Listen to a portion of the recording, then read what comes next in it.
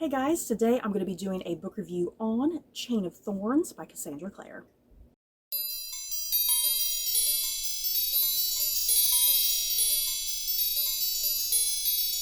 Chain of Thorns is book 3 in the Last Hours trilogy by Cassandra Clare.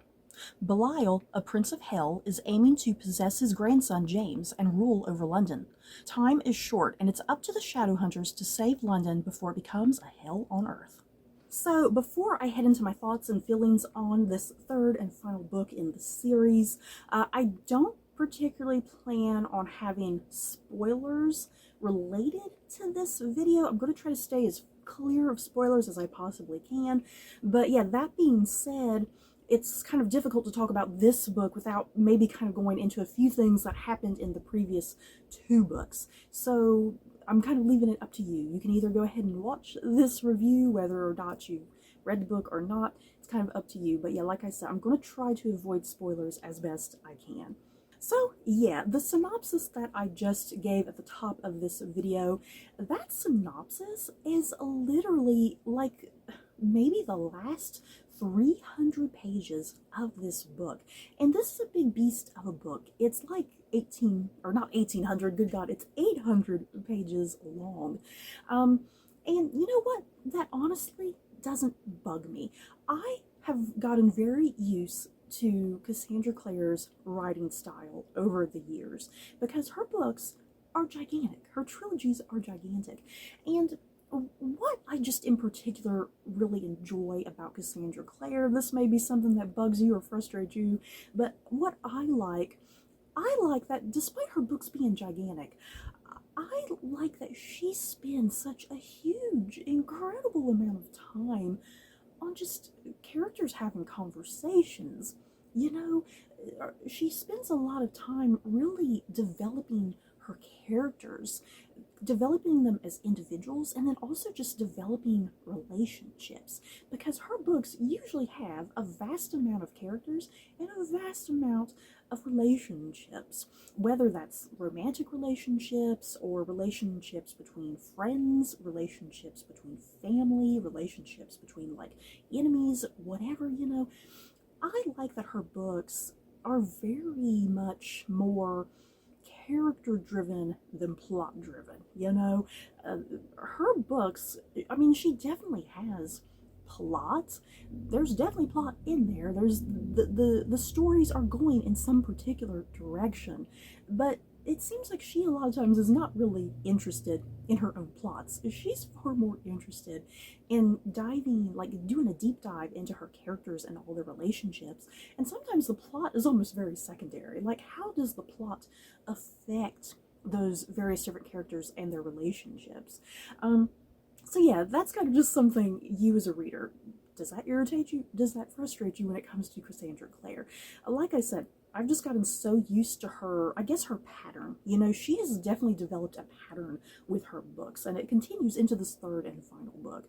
Like I said, the main central plot is all about the Prince of Hell, Belial, who in the previous books we have discovered is the grandfather of James and Lucy, meaning that he's the demonic father of their mother, Tessa Gray.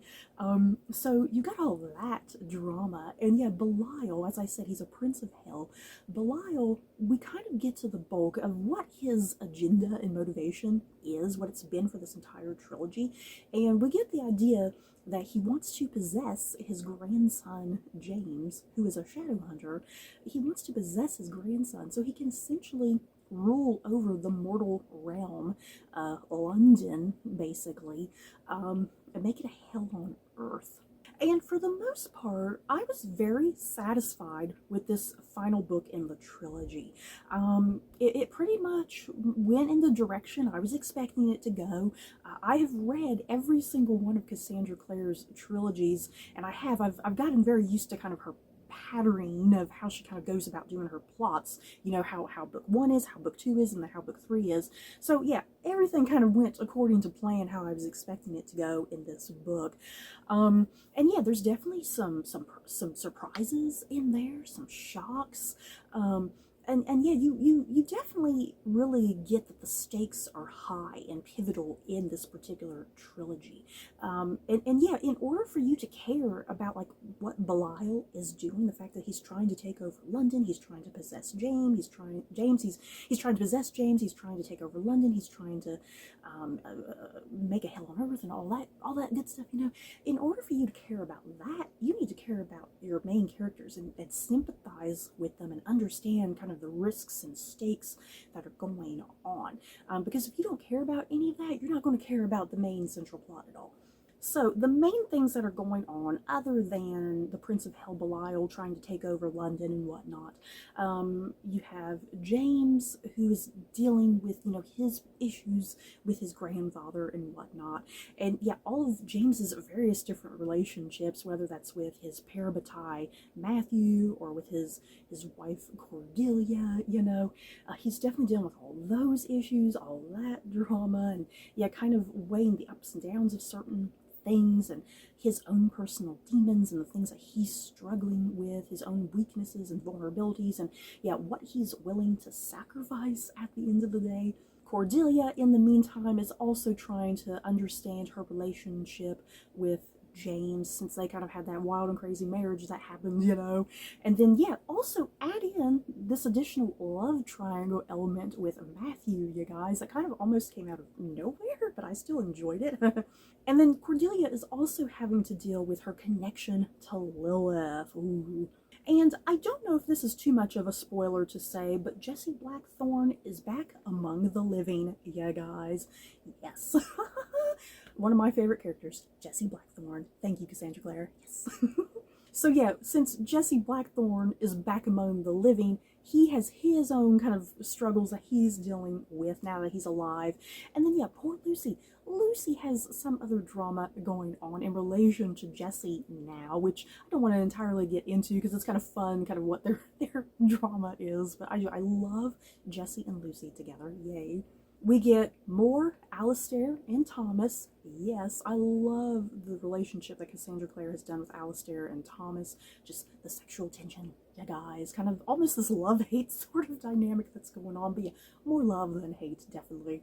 And then we also have Anna and Ariadne's relationship that is further developed. I love them just as much. And I definitely want to give a shout out to Christopher and Grace. The only thing I'm going to say, because I don't want to verge into spoiler territory with Christopher and Grace, if you're expecting that relationship to go a certain way, you might be a little bit upset about it.